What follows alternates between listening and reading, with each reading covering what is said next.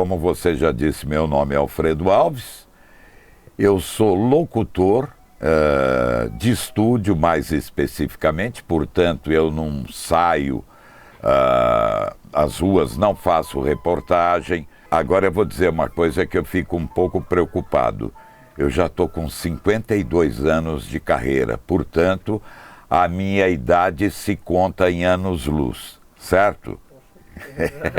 Eu sou o Gilson Monteiro, sou jornalista formado, me formei em 2001 pela Universidade de São Judas e desde então, aliás, um pouco antes até, quando ainda estava no terceiro ano de faculdade, eu conheci o meio rádio. Na verdade, comecei essa história com as pessoas falando, tem uma voz bonita, não sei o que lá. Eu falei, poxa vida, se existe aí um veículo que pode se aproveitar um pouco melhor da voz bonita que as pessoas falam, pode ser o rádio. Aí, ainda na faculdade, fui fazer o curso de locução profissionalizante e antes de concluir a faculdade eu já estava formado como um profissional radialista do setor locução.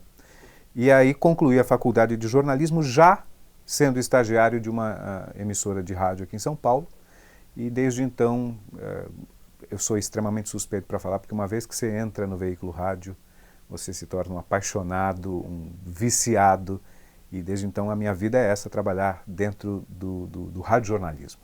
Que eu sou do tempo dos anos 50, do auge da radiofonia brasileira, e como o Rio de Janeiro era a capital da República, lá ficavam as grandes emissoras de audiência no Brasil todo, de norte a sul, em ondas curtas, ondas médias e tudo mais. Era uma Rádio Nacional do Rio de Janeiro e a Rádio Mairinque Veiga. Da Rádio Nacional do Rio de Janeiro, com programas de auditório, havia cantoras populares e muita radionovela. Então, a minha infância, eu me lembro nitidamente, sentado no colo da minha mãe, eu deveria ter o quê? 5, 6 anos, e a mamãe ouvindo novelas, reportagens, curtindo ídolos daquela época, cantores, cantoras e tudo mais. E posteriormente, como eu já disse, essa experiência no mesmo quarto do meu irmão, aí já numa outra fase, eu já era pré-adolescente, adolescente, aí voltado mais para a música de concerto. Essa a experiência que eu considero muito rica como ouvinte de rádio. A gente se informava, se divertia através da radiofonia, do rádio.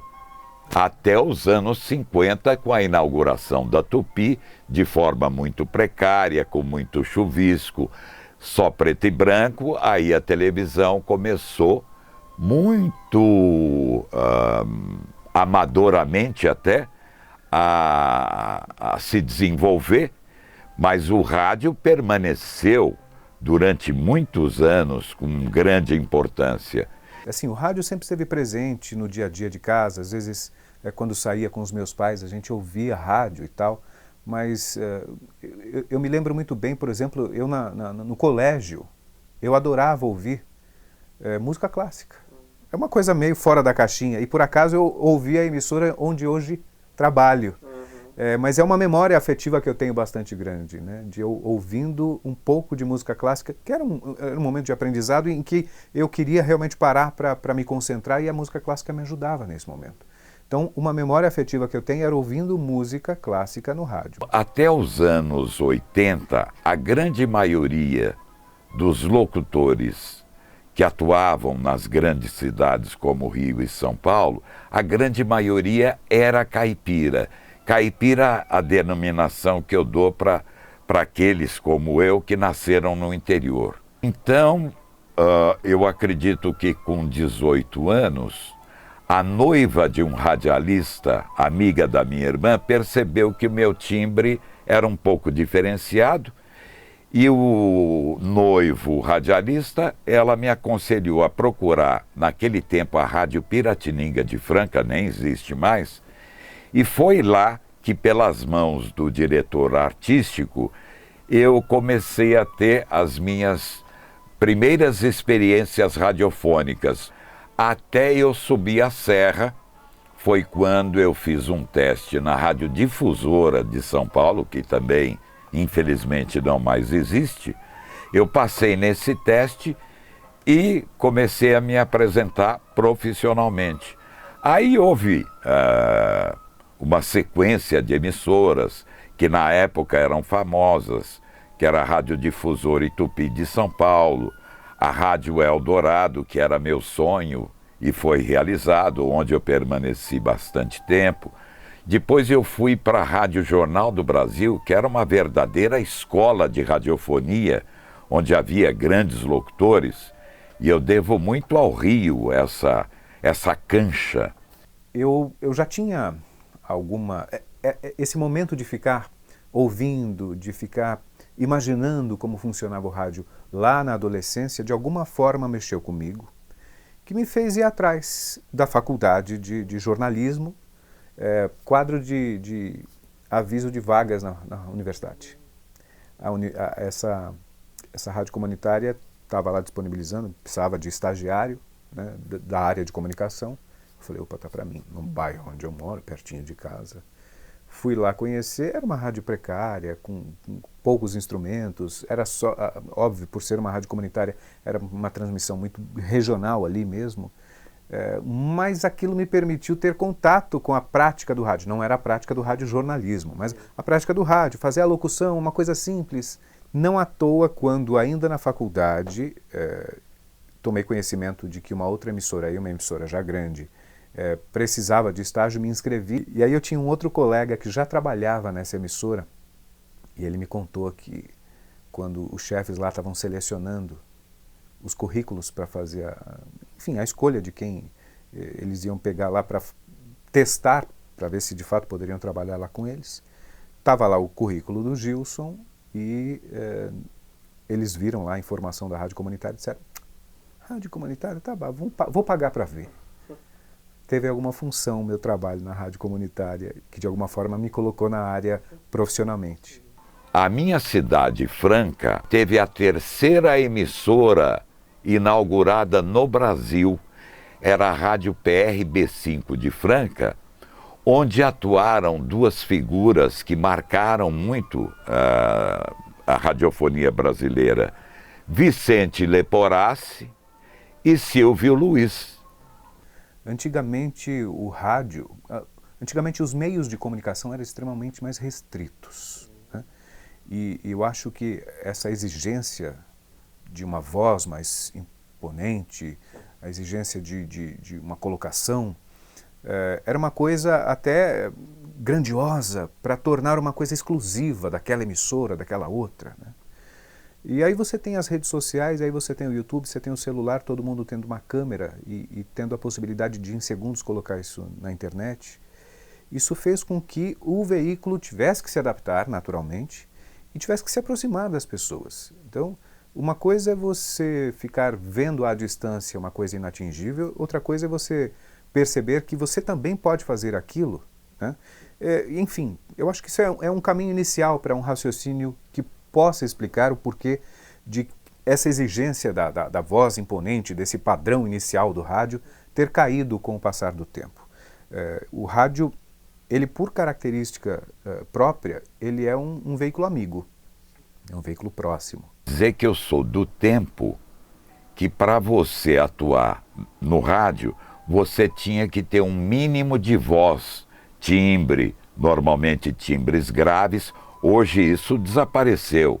Você liga a televisão, os repórteres, as repórteres, existem vozes até sofríveis, mas o importante é a informação que eles estão passando, não a beleza do timbre, requisito indispensável naqueles outros tempos. Então eu fico pensando dessa época do radioamadorismo, dessa comunicação precária lá atrás, nos anos 30, 50 e tudo mais, passando pela radiofonia e chegando agora na internet com essa rapidez fantástica.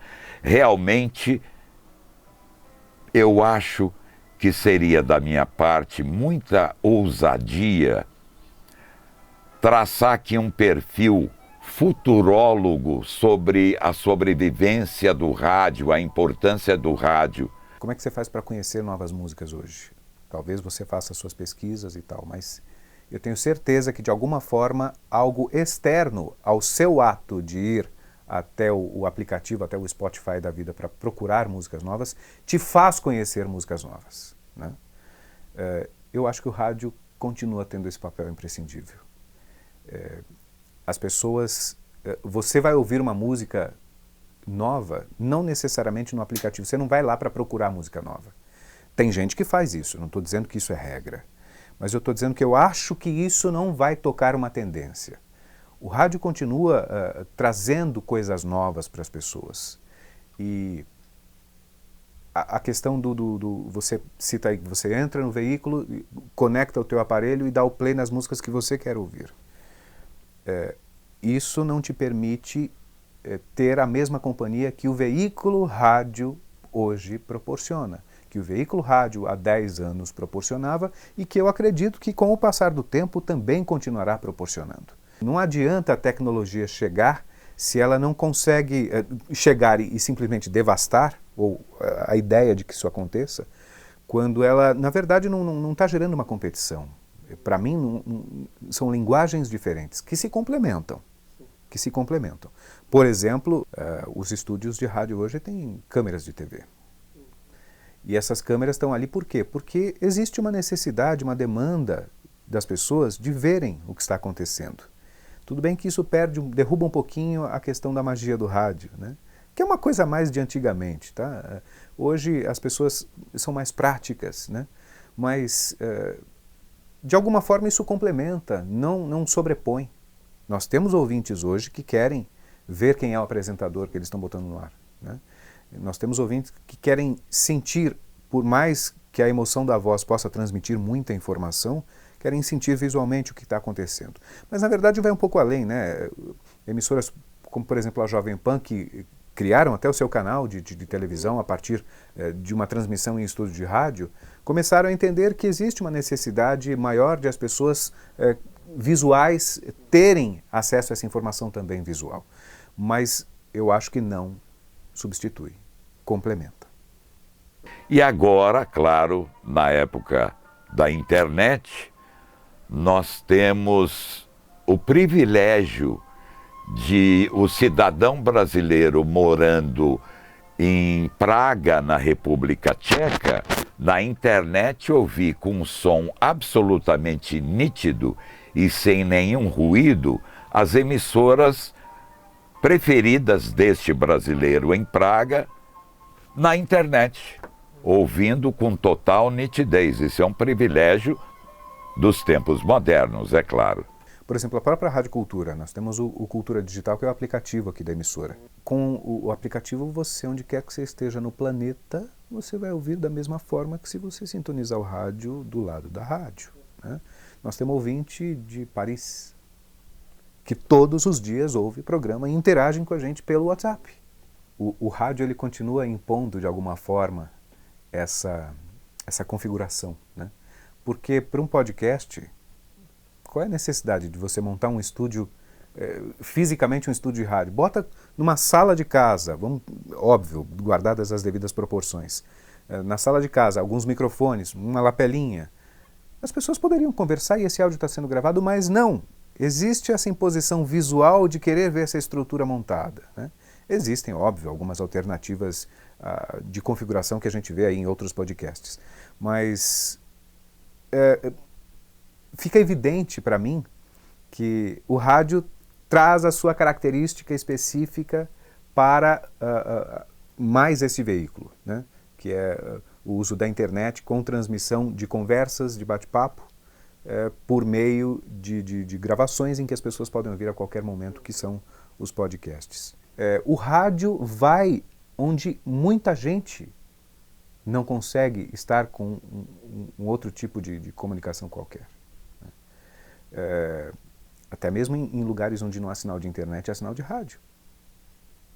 Então, precisam repensar um pouco esse pensamento. O rádio ele não vem perdendo espaço, ele vem se juntando, esse é o meu ponto de vista, ele vem se juntando a outras novidades que vão surgindo. Então, não acredito no fim do rádio, eu acredito em readaptação e acho que sim, é necessário que se readapte para conseguir continuar mantendo o seu papel informativo, a sua representatividade, a representatividade que sempre teve.